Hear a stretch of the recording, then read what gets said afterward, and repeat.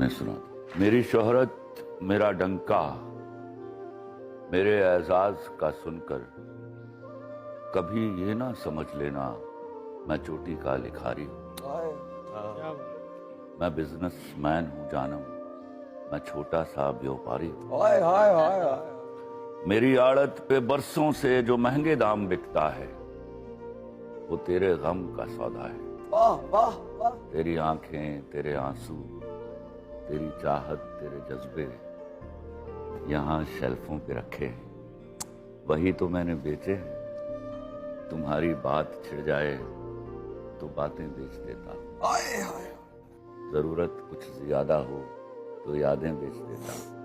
तुम्हारे नाम पे सदके बहुत पैसा कमाया है, नई गाड़ी खरीदी है, नया बंगला बनाया है, मगर क्यों मुझको लगता है मेरे अंदर का व्यापारी तुम्ही को बेच आया है।